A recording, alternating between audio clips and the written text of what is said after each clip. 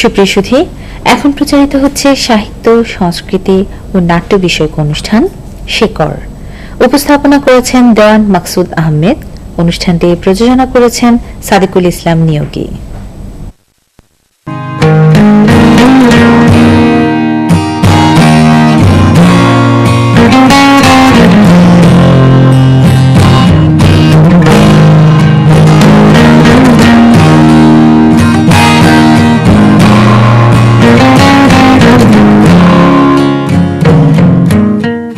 দশকে সাংস্কৃতিক সম্মেলন এবং ৭০ দশকে রবীন্দ্র শতবার্ষিকীতে ডাক্তার কামাল খানের রবীন্দ্রনাথের নাটক এবং সাংস্কৃতিক অনুষ্ঠানের মাধ্যমে পূর্ব পাকিস্তানে চট্টগ্রামের সাংস্কৃতিক কর্মীরা, বুদ্ধিজীবীরা এক হয়েছিল।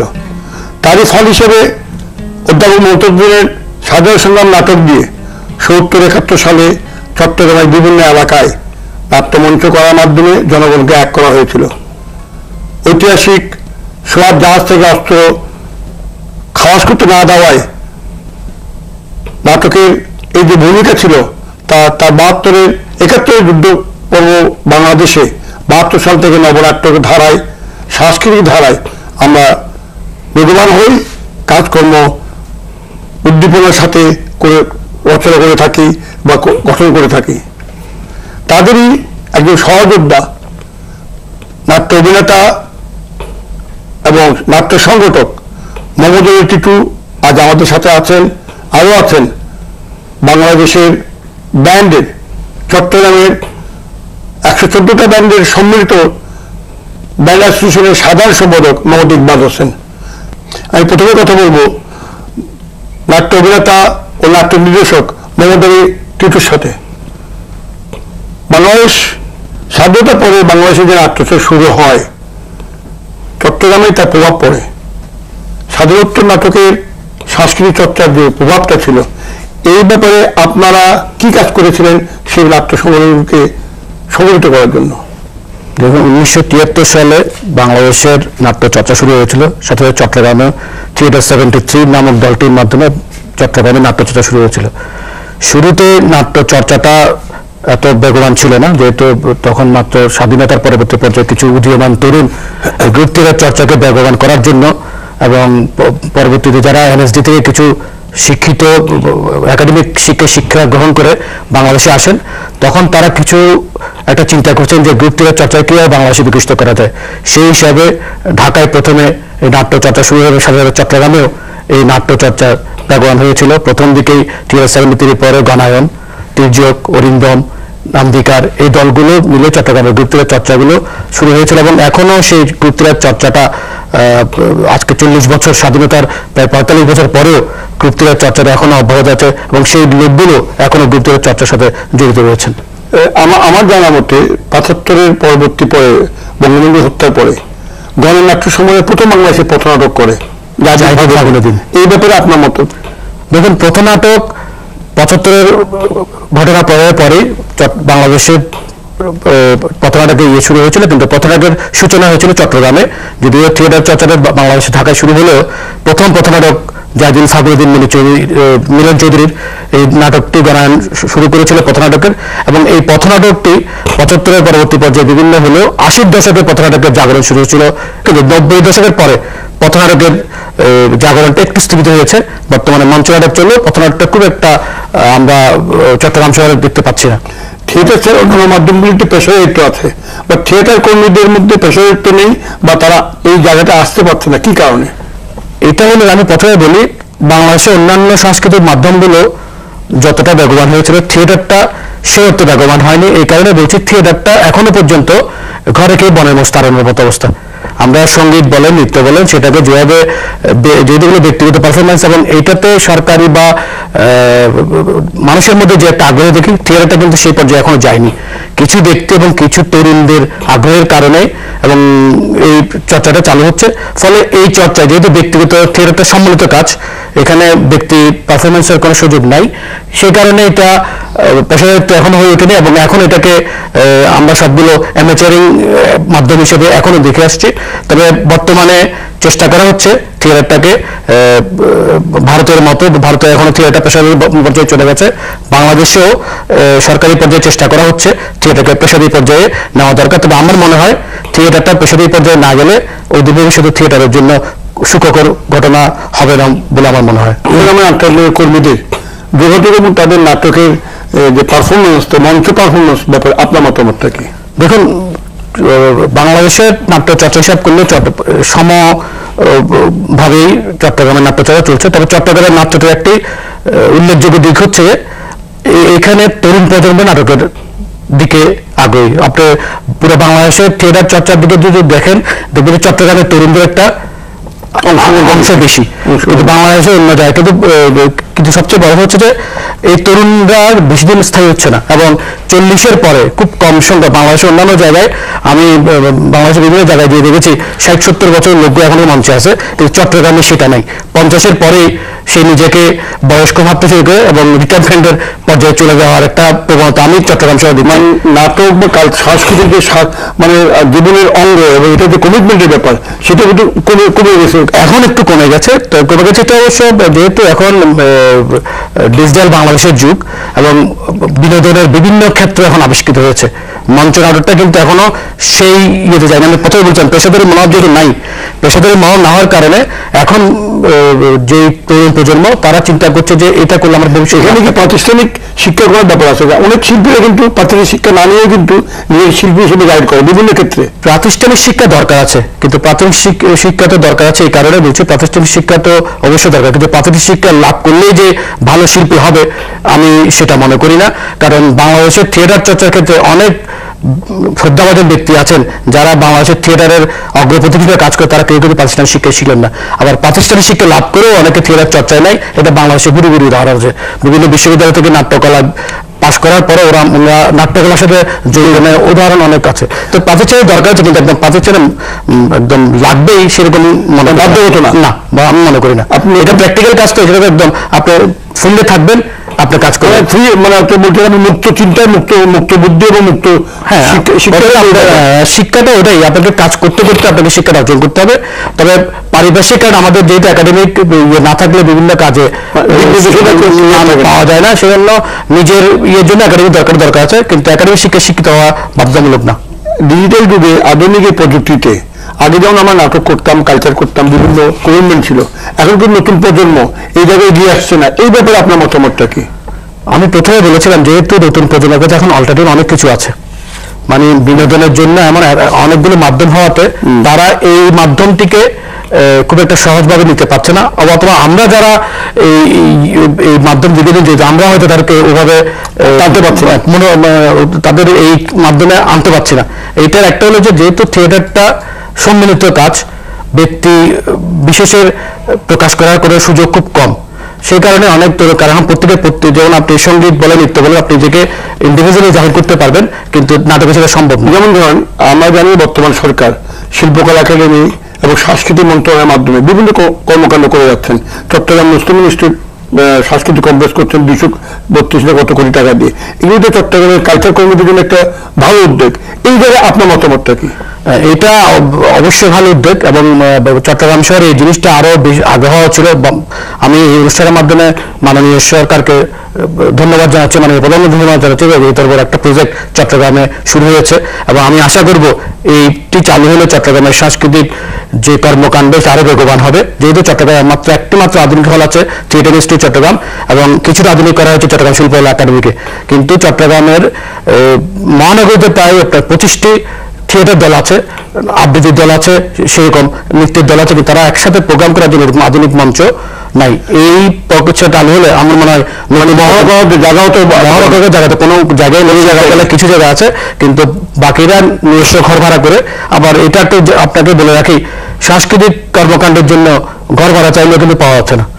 এটা কারণ এটাকে চট্টগ্রাম মানে ভাড়াটিয়ারা মানে বাড়িওয়ালারা দিতে যাচ্ছেন না, দেখা যাচ্ছে না, যেহেতু সাংস্কৃতিক কর্মকাণ্ড চট্টগ্রাম শহরে এখনো লাভজনক নেই, লাভজনক নয়, এবং এটাকে বললাম যে ঘরে খেয়ে বনানোস তাড়ানো কাজ মনে করছে। তাহলে মুসলিম স্ট্রিট বা সাংস্কৃতিক কমপ্লেক্স যদি হয় তাহলে আমাদের এই জিনিসগুলি দুঃখগুলি মোচন হবে বলে আমি আশা করছি মোচন হবে। এখন যত তাড়াতাড়ি সম্ভব এটা হলে চট্টগ্রামের সাংস্কৃতিক বন্ধাত্মটা আরো গুছাবে বলে আমার মনে হয়। এখন কথা বলবো চট্টগ্রামের ব্যান্ড অ্যাসোসিয়েশনের সেক্রেটারি মোহাম্মদ ইকবালের সাথে। আমরা জানতে চাইবো তার কাছ থেকে চট্টগ্রামের ব্যান্ডের আদি কথা। আমরা আমাদের জন্মের অনেক আগে আমরা শুনে এসেছি যে যেহেতু বন্দর নগরী চট্টগ্রাম, ইউরোপিয়ানদের বণিক সাম্রাজ্য এবং খ্রিস্টানদের হ্যাঁ প্রাধান্য ছিল। সো তখন ফরেনাররা আসতো এখানে 63-তে জিঙ্গা গোষ্ঠী মাজামানরা করে। তারপর 65-এর দিকে হয় নোয়েল ম্যান্ডিলস ওনারা মন্ডলস একটা ব্যান্ড, তারপরে আসে লাইটনিংস, স্পাইডার, জ্যাকব একটা ব্যান্ড হয়, সপ্তর্ষি পরে জ্যামি হিসেবে আসে। ওই 79 দশকে আমরা পাই আবার আগলি রাইজ নামে একটা ব্যান্ড, পরে এটা গোল্ডেন রাইজ হিসেবে আসে ইমরান ফারুকিদের ব্যান্ড। তো ইমরান ফারুকিরা আমার এখনো একটা ঘটনা মনে আছে, আমরা তখন ছোট, তখন কিন্তু ব্যান্ডের রিহার্সালে যেতাম, দেখতাম। তো গোল্ডেন রাইজ ব্যান্ড ছিল, পরপর তো রুট ছিল, জ্যামিং ছিল, আমরা স্পার্ক আসলাম 84 দশকে, তারপর সাস্টেইন ছিল, পরে অনেক ব্যান্ড আসলো। 114টা ব্যান্ড গল্প করলে অনেকগুলি নাম আসবে এই প্ল্যাটফর্মে, অনেক ভালো ভালো ব্যান্ড আমাদের চট্টগ্রামের মধ্যে। খ্যাতিমান ব্যান্ড কোনগুলি কয়েকটা আমার নাম বলুন দেখি। বাংলাদেশে না, এশিয়া উপমহাদেশে বিলংস করছে। সোলস আছে, রেনেসা আছে, এলআরবি আছে, ফিলিংস আছে, এগুলো সব চট্টগ্রামের জন্ম। সব চট্টগ্রাম। লিবারেশন পিরিয়ডের পরে হয়তো জানবেন মুক্তিযুদ্ধ, Azam Khan commander, sector commander Azam Khan, pop সম্রাট, উনি কিন্তু পপ প্রদর্শক এই ব্যান্ডের। আচ্ছা ঠিক আছে, উচ্চারণ শিল্পগোষ্ঠী দিয়ে শুরু হয়, পরে তো আমরা পপ সম্রাট আজম খানকে পাই। ওনার গানগুলোতে এখনো এই প্রজন্মের হ্যাঁ কালজয়ী গান, যেমন সুরেলা সোলসের গানগুলা, রেনেসার গানগুলা, আইব বাচ্চুর গানগুলো, এলআরবির অনবদ্য, তারপর ডিফারেন্ট টাচ আছে। 90 দশকে অনেক ভালো ভালো ব্যান্ড আছে, বাইরে চট্টগ্রামের বাইরে অনেক ব্যান্ড আছে। আর এই প্রজন্মের ছেলেপেলেরা তাদের মতন তারা করছে hard rock, soft rock, metal, যে যাই করুক, কিন্তু মেলোডিকে ইদানিং প্রাধান্য দিচ্ছে, আবার কাম ব্যাক করছে। হ্যাঁ, যে মেলোডিয়াস যুগটা আবার কিন্তু আমাদের মাঝে ফিরে এসেছে। তো এখন মেলোডিস গানকেই প্রাধান্য দেওয়া হচ্ছে, এবং সেই সাথে ফোক ফিউশন, লালন বলেন, ফোক গান বলেন, চট্টগ্রামের বা বাংলাদেশের আঞ্চলিক গান বলেন, ওগুলোর উপরেও আমাদের এখন একটা মানে আপনি মডার্ন মিউজিক দিয়ে গাওয়া শুরু করতে চেষ্টা করছেন। আপনার কি ওইটাতে অবশ্যই স্বাচ্ছন্দ্য বোধ করছি এই ব্যাপারে? কিন্তু দর্শকদের অনেক অনেক আগ্রহ প্রকাশ, ওদের কামব্যাক, মানে অনেক ফিডব্যাক পাচ্ছি তাদের থেকে। আপনি স্পার্ক ব্যান্ডের ভোকালিস্ট, আপনি কি গানগুলি পছন্দ করেন? আমার মূলত আসলে কথা ভিত্তিক সুরেলা গান, আমি সুর প্রধান গানকে প্রাধান্য দিই।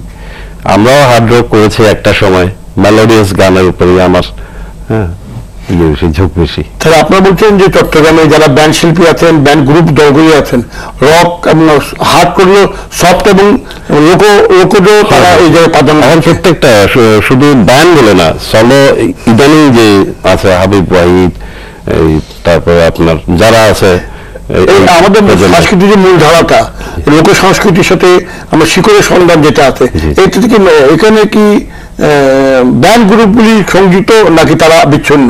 অবশ্যই সংযুক্ত আছে, এবং প্রত্যেকটা ব্যান্ডেরই আপনি দেখেন প্রত্যেকটা অ্যালবামেই কিন্তু কোনো না কোনো ফিউশন করছে পুরোনো গানগুলো। এই যে আব্দুল আলমের গান, হ্যাঁ, ফোক গান, মরমি ভান্ডারি গান। এই যে একটা ব্যান্ড আসলো লন্ডন থেকে, মেবি আসছে, ওরা স্কুল খুলে আছে, রেমোলা স্কুল খুলে আছে, আবার নতুন ঘরানায় করলো, গান বাংলায় প্রচারিত হয়, খুবই সুন্দর লাগছে, মানুষ নিচ্ছে। তো লোকগানগুলি মডার্ন মিউজিক করলে কোনো আপত্তি নাই, গানের বিষয়টা, গানের সিস্টেমটা ঠিক রেখে আধুনিক ইনস্ট্রুমেন্ট দিয়েই জিনিসটা করছে। আরো যেমন উইন্ড অফ চেঞ্জ, এখন সবকিছু করছে গান বাংলায়, সেজন্য ধন্যবাদ জানাই তাপসকে। যেমন টিটুর কাছে জিজ্ঞেস করছি, আপনারা চট্টগ্রামে নাটকে যারা নাটক রচনা করেন বা নাটক পরিচালনা করেন, সাহিত্য নির্ভর নাটক কি রচনা একটা বিশেষ চট্টগ্রামে আছে বলে আমি জানি না। আসলে চট্টগ্রামে সেভাবে নাটক রচনার ক্ষেত্রে নাট্যকার সৃষ্টি খুব কম হয়েছে। আমরা চট্টগ্রামে যেহেতু হয়নি এবং মৌলিক নাটকের ক্ষেত্রে চট্টগ্রাম একটু পিছিয়ে আছে, যেহেতু আমরা সেরকম নাট্যকার পাইনি, ফলে অনুবাদ নির্ভর নাটক এবং বিদেশি নাটকের ক্ষেত্রে চট্টগ্রামের থিয়েটার চর্চা এগিয়ে গেছে। এবং হচ্ছে ঢাকাও আপনি যদি বাংলাদেশের প্রেক্ষাপট ধরেন, খুব কম সংখ্যক নাট্যকার নাটক লিখেছেন, আবার যে নাটকগুলো লিখে হয়েছে সেগুলো আবার মঞ্চ উপযোগী নাটকও হয়নি, বিভিন্ন কারণে হয়নি, পারফরমেন্সের কারণে হয়নি, বা পারফর্মারদের বেশি হওয়ার কারণে অনেকে চাইলেও করতে পারেনি। ঢাকায় মুসলিমের কয়েকটি দল নাট্যকারের নাটক করছে, কিন্তু আমরা বেশিরভাগ দেখি বাংলাদেশ থিয়েটারটা যদি আপনি হিসাব করেন অনুবাদ এবং বিদেশি নাটকের প্রবণতা। আমাদের চট্টগ্রামে যে লোক সাহিত্য আছে, পুঁথি আছে, এই যে মানে মালখামানোর ইতিহাস আছে, বা আসকর আলী পণ্ডিতের বিভিন্ন গান আছে, বা কানুসার বিভিন্ন গান আছে, বা মাইজবানের বিভিন্ন পুঁথিগুলি আছে, এইগুলি নিয়ে কি কালেকশন করে কি আমরা নাটকের অংশ হিসেবে আমরা ব্যবহার করতে পারি না? করা যায়, কিন্তু আসলে সেরকম ভাবে কিছু হয়নি। কিছু কাজ আব্দুল গফুর হালি কিছু নাটক লিখেছিল, কিন্তু সেগুলো মঞ্চে প্রদর্শন হয়নি। এটা আমি একটা বলি, থিয়েটারটা একটু অন্য মাধ্যম। থিয়েটারে কিছু লাগে, হয়তো অনেক সময় অনেক স্ক্রিপ্ট পাণ্ডুলিপি থাকলেও সেটা মঞ্চে আনা দুরূহ কাজ, সেই কারণে হয়নি। আবার সেভাবে কেউ যোগাযোগও করেনি, কারণ আমি প্রথমে বলেছি আমরা যেহেতু চট্টগ্রামের দলগুলোর সদস্য সংখ্যা একটা সীমিত ব্যাপার আছে এবং বিভিন্ন আছে, সেজন্য চট্টগ্রামের রচিত নাটকগুলো সেভাবে আসেনি। পথরার কিছুটা হলেও মঞ্চ নাটকের নাট্যকার খুব একটা আমরা পাইনি চট্টগ্রামে। মানে আমাদের নাটকের অভাবটা বেড়ে গেল। এখন তো টোটালি বর্তমানে চট্টগ্রামে নাটক লেখার মতো কোনো লোকই নেই, না কি আমি এখনো পাচ্ছি না ওইরকম মঞ্চ উপযোগী নাটক লেখার মতো, খুব কম। আপনার ব্যান্ড শিল্পী যারা আপনারা আছেন, এই যে নাটকের কথা বললো, নাটকের যে দৈন্যতা বাজারে পাচ্ছে না, আপনারা গানগুলি বাইরে থেকে কালেকশন করেন বা নিজের থেকে কালেকশন করেন, বা নিজে স্বরচিত আপনাদের গান? বাইরের থেকে কালেকশন বলতে বাইরের যে গানগুলো ওগুলো তো কাভার সং হিসেবে রিলিজ হয়, আর যেগুলো যেমন আমি ফোক ফিউশন, একটা আসকর আলী পণ্ডিতের গান, ওটা আমার নিউ ভার্সন দিয়ে করলাম, কিন্তু আসকর আলী পণ্ডিতের নামটা যাচ্ছে, সুরকার গীতের নাম ঠিক রেখে শুধু আমি মিউজিক টাইটেলটা চেঞ্জ করছি। এখানে আরেকটি কথা বলি, আমাদের চিটাগাংয়ে আসোয়াদ একটা ব্যান্ড আছে, সুফি হ্যাঁ, খুবই সুন্দর ঘরানা একটা সুফিজম ব্যান্ড করেছে, তাদের পরিবেশনা খুব সুন্দর।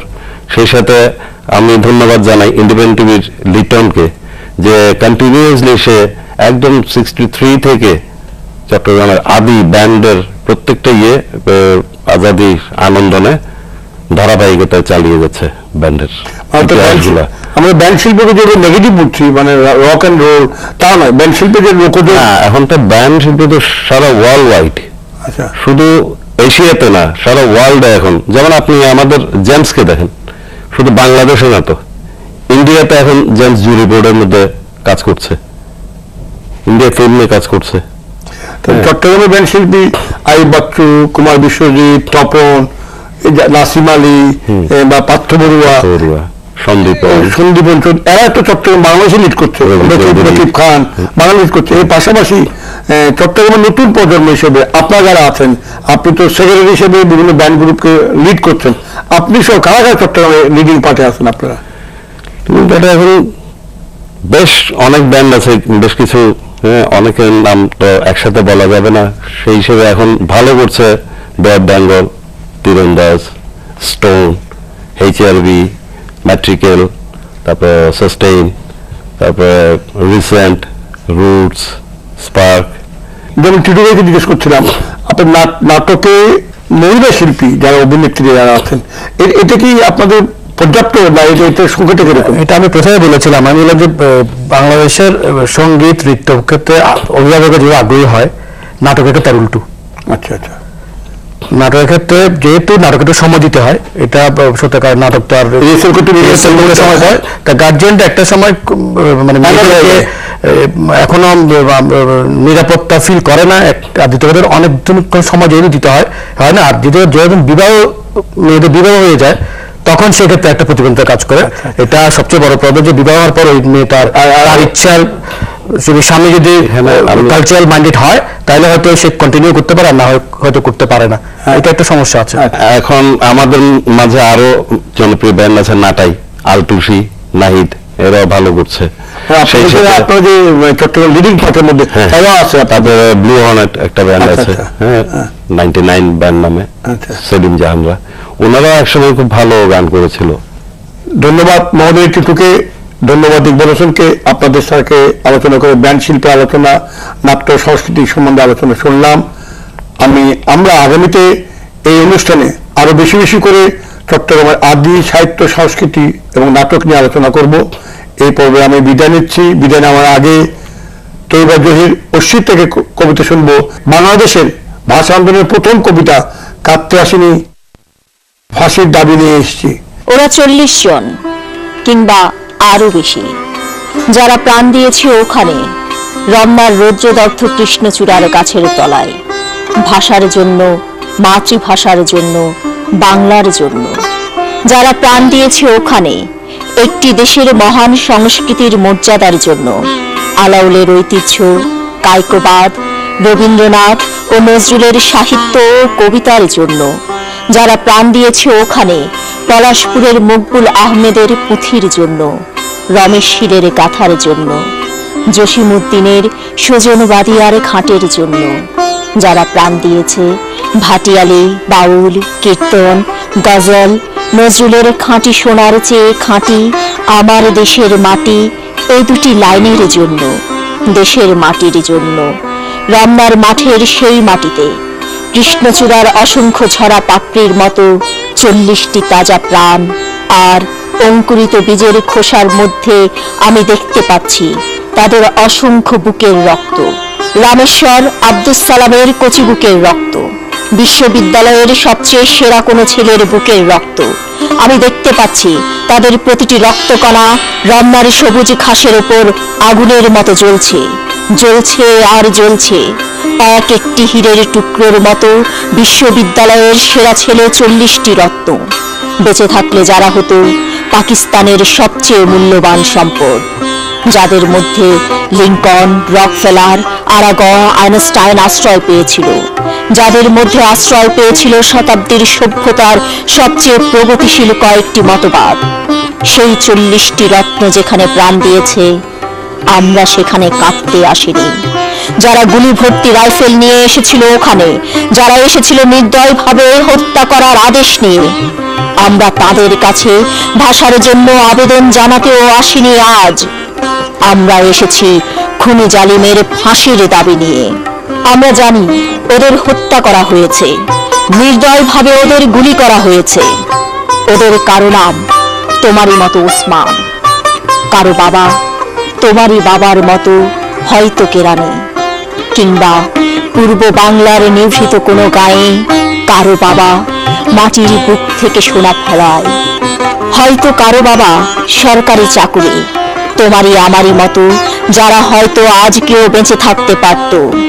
আমারই মতো তাদের কোনো একজনের হয়তো বিয়ের দিনটি পর্যন্ত ধার্য হয়ে গিয়েছিল।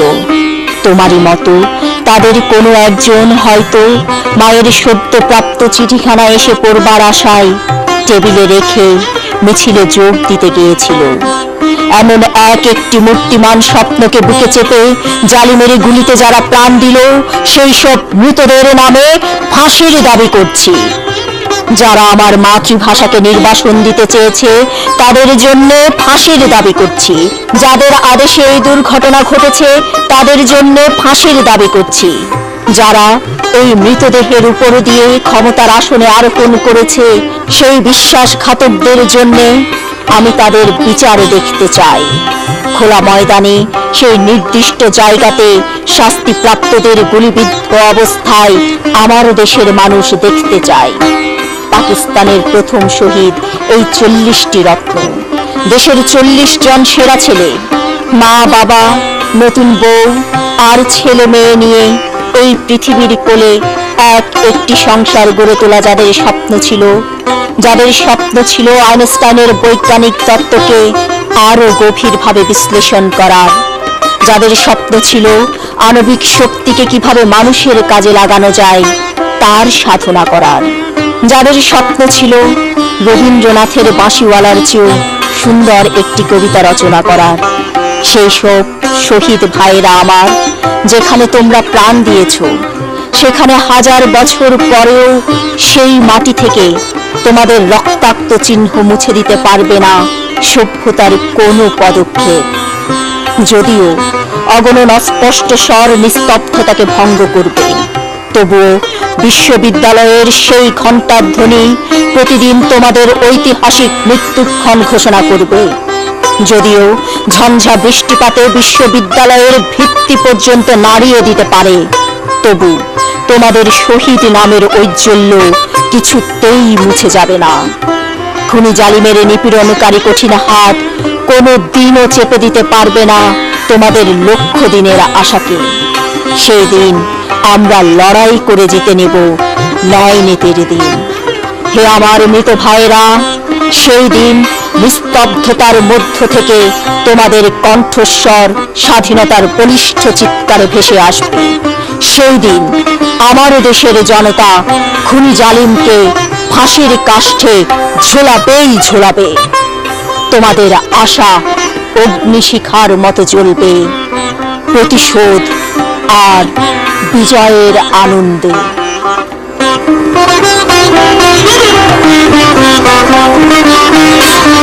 Thank you.